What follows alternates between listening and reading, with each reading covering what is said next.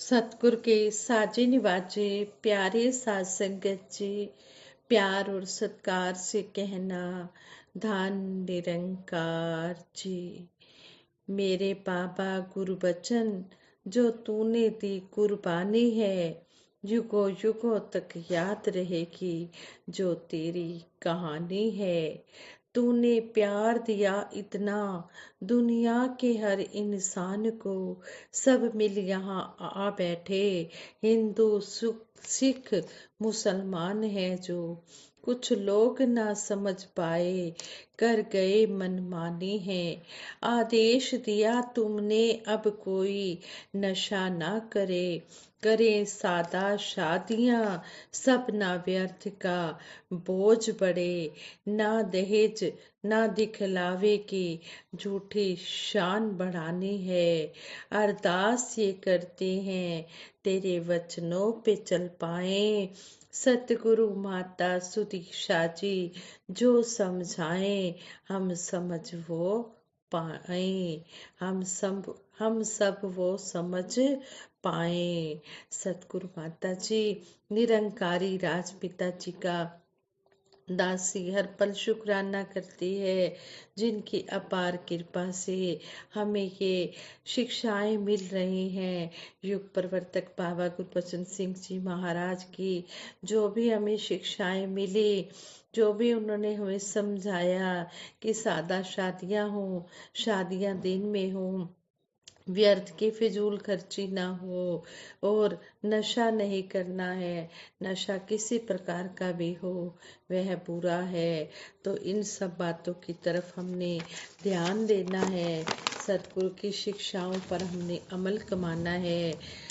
साध संगत जी, सहयोग प्रवर्तक बाबा गुरबचन सिंह जी महाराज हमेशा हमें यही समझाते रहे कि सेवा से मिलता है भक्ति और आनंद। हमारा तन मन धन सेवा में लगे।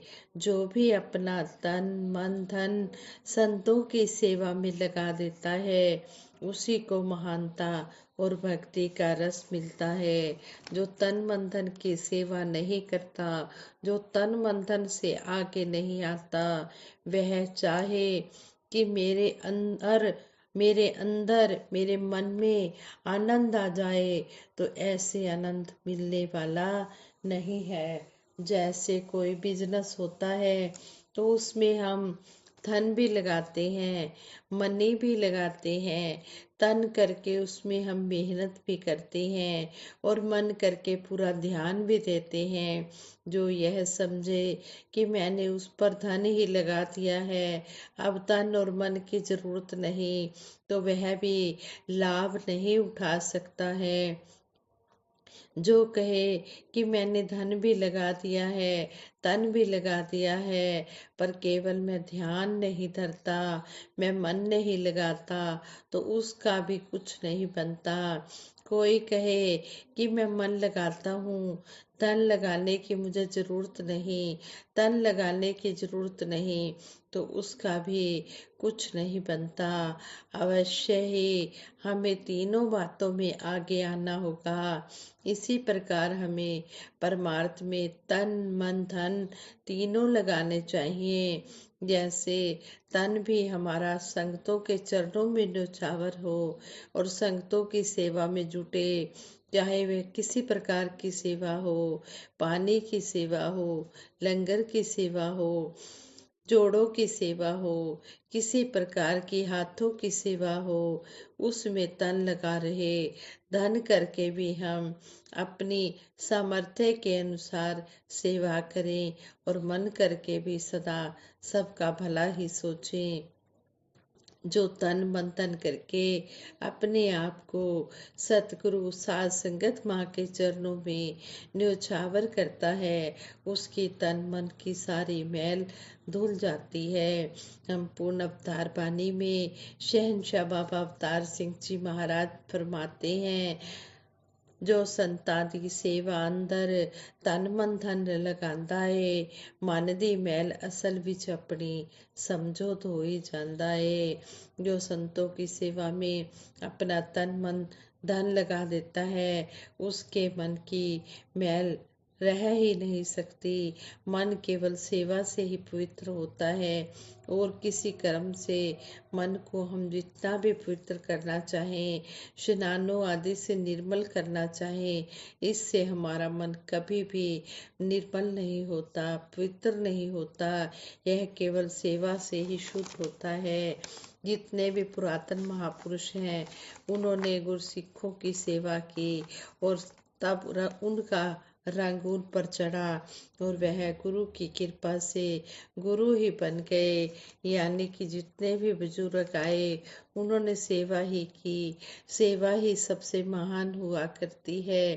सेवा के बिना केवल बोलने से गुरसिख वाली पदवी नहीं मिलती। केवल बोल कुछ नहीं कर सकते। जब बोल के साथ हमारा कर्म होता है, तभी हमारा जीवन महान होता है। केवल बोलने वाले तो दुनिया में आज बहुत हैं। अच्छे अच्छे स्पीकर्स भी हैं, गीतकारों की भी कमी नहीं है। बहुत बड़े बड़े राइटर और बुक्स लिखने वाले भी दुनिया में हैं, लेकिन जो गुरसिखों की मीटिंग है, उनको मान्यता नहीं देती। उनकी शोभा सारे संसार में भले ही हो, लेकिन गुरसिख की नज़र में उनके बोल फीके होते हैं, क्योंकि वह दूसरों को सुनाने वाले होते हैं। दूसरों को प्रेरणा देने के लिए वे बोलते या लिखते हैं, खुद वैसा कर्म नहीं करते।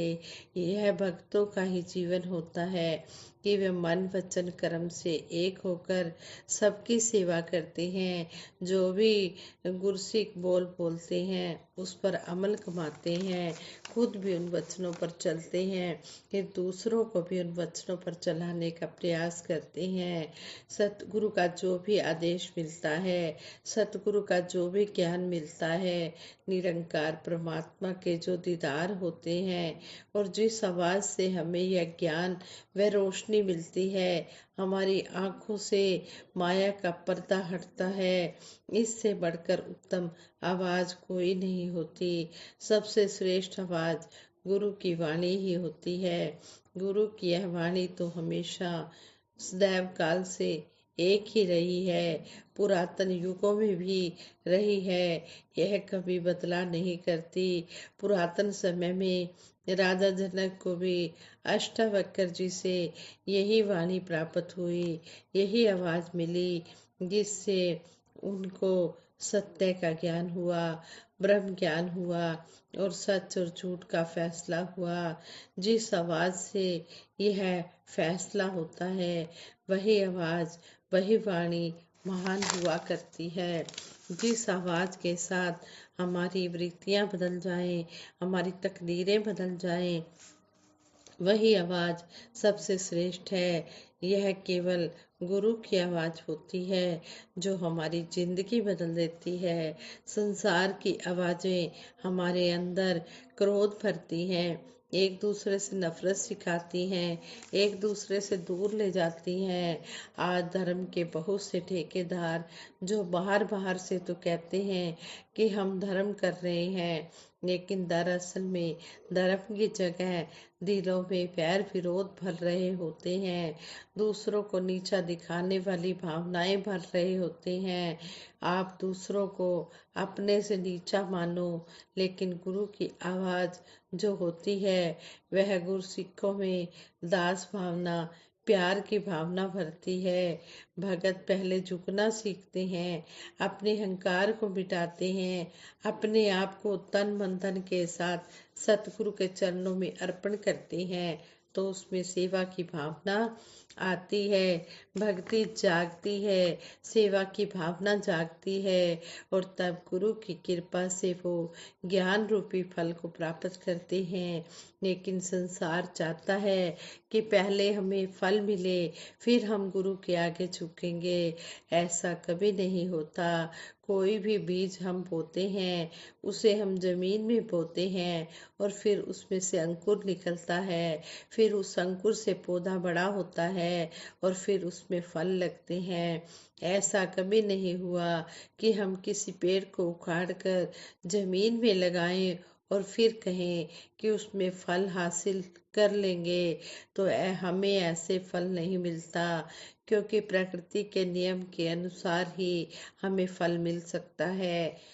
पहले हम बीज बोते हैं, फिर उसकी सेवा करते हैं, और फिर हम उससे फल प्राप्त करते हैं।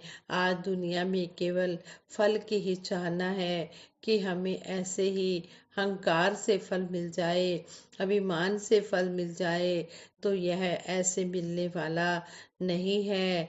यह केवल नम्रता से ही मिलता है, गुरु की कृपा से ही मिलता है, गुरु के उपदेश से ही मिलता है। जो किसी दूसरे संसारी मकसद के लिए मर मिटते हैं, तो कुर्बानियाँ संसारिक हिसाब से तो मान्यता योग्य होती हैं, लेकिन परमार्थ में उनकी कोई महत्ता नहीं होती। परमार्थ में तो सबसे बड़ी कुर्बानी गुरु के आगे अपने आप को अर्पण करना होता है, समर्पण करना होता है, अपने आप को न्योछावर करना होता है। इसको ही सबसे बड़ी कुर्बानी माना गया है, और इस कुर्बानी का रहती दुनिया तक जिक्र होता है। जब तक श्वास होते हैं तब तक ये होता इसका जिक्र कुर्बानी का होता रहता है। जब तक इंसान के मन में श्वास है तब तक वह उस कुर्सी की इस कुर्बानी को याद करता है, जो गुरु के आगे अपने आप को मिटा देते हैं। मिटा दे अपनी हस्ती को, अगर कुछ मर्तबा चाहे कि दाना खाक में मिलकर गुले गुलजार होता है। जो अपने आप को गुरु के आगे समर्पित कर देते हैं, सरेंडर कर देते हैं, उन्हीं का नाम ही मिशन में आगे आता है। इसी प्रकार धर्म स्थान के बारे में भी यही समझना चाहिए कि वही स्थान और वही जगह सबसे उत्तम है। थान सुहावा धर सुहावी, जिथे गुरमुख बहंदा है, गुरमुख दा हर बोल है चंगा, गल जो गुर दी कहंदा है। शहनशाह जी भी शब्द द्वारा समझा रहे हैं कि वही स्थान वही जगह सबसे उत्तम होती है, जहाँ पर इस निरंकार की याद बनी रहती है। और युग प्रवर्तक बाबा गुरबचन सिंह जी महाराज भी यही बता रहे हैं कि उस स्थान को हमने पवित्र मानना है, सबसे ऊंचा मानना है, जहाँ पर बैठकर हमें इस निरंकार की याद आती है, जहाँ हम अच्छे अच्छे विचार सुनते हैं, जहाँ हमें सतगुरु का उपदेश मिलता है, जहाँ वैर विरोध की भावना को खत्म किया जाता है। ऐसे स्थान पवित्र हैं, धार्मिक हैं। वह स्थान जहाँ पर गलत शिक्षा मिले, जहाँ पर हमें नफरत सिखाई जाए, उस स्थान को कभी भी पवित्र या धार्मिक नहीं माना जाता। भले ही वहाँ बड़े सुंदर और विशाल स्थान या भवन बनाए गए हों, दूसरी ओर झोपड़ी हो या जंगल हो, ऐसे स्थान को भी महान माना जाएगा, जहाँ से हमें पवित्रता मिलती है, आनंद मिलता है, खुशियाँ मिलती हैं, जहाँ पर हमें सबसे मिलना जुलना सिखाया जाता है, वही सच्चे स्थान होते हैं। संपूर्ण अवतार वाणी में शहनशाह बाबा अवतार सिंह जी महाराज इस बात की ओर भी जोर देते हुए हमें समझाते हैं।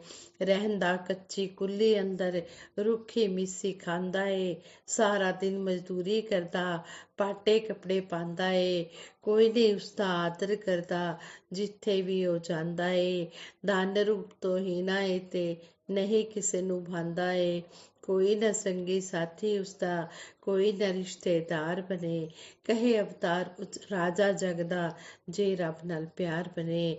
शहनशाह जी भी यही समझा रहे हैं कि जो इस प्रभु परमात्मा का नाम ध्याता है, इसका नाम लेता है, इसको अपने मन में बसाए रखता है, कहते हैं चाहे वो किसी झोपड़ी में रह रहा है, चाहे वो कच्ची झोपड़ी में रह रहा है, चाहे वो रुक्खी मिस्सी खाता है, चाहे वो पटे हुए कपड़े पहनता है, चाहे उसके पैर में जूती भी नहीं है, लेकिन अगर वो प्रभु का नाम ध्या रहा है तो शहनशाह जी कहते हैं कि उस जैसा कोई भी शहनशाह नहीं हो सकता। वो सारी दुनिया का राजा होता है, जिसका इस परम पिता परमात्मा से प्यार होता है, वही सबसे ऊंचा माना जाता है। कहने का भाव यही है कि जो इस निरंकार को मन से याद करता है, ये निरंकार उसके मन में बस जाता है और वह शहंशाह बन जाता है। धन दौलत से, माया से कोई कोई भी शहंशाह नहीं बनता। शहंशाह वही बनता है जो इस हरि परमात्मा का नाम ध्याता है, जो इस हरि परमात्मा को हर पल याद रखता है। कहते हैं जगते सच्चे शाह ने ओ, जो हर दा नाम ध्याते ने।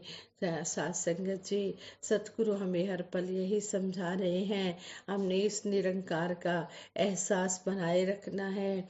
हमने हर पल इसकी याद बना कर रखनी है। पल पल याद करो इस रब नू, खुशहाली जा तंगी है, घड़ी सुहानी बीत रही जो आवेगी सो चंगी है। यहाँ पर भी यही समझाया गया है कि हमने हर दम, हर पल, पल पल पे हमने इसकी याद को अपने मन में रखना है।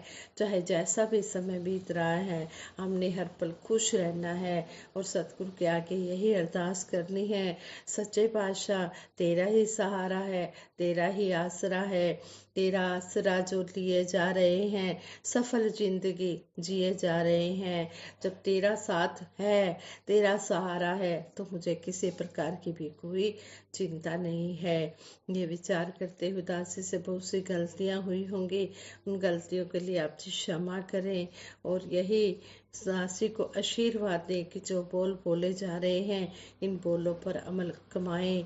खाली बोल मेरे रह जान बोलना, इना बोला उते आ जाए जिंदगी नु तोलना। साथ संगत जी, प्यार से कहना, प्यार से कहना, धन निरंकार।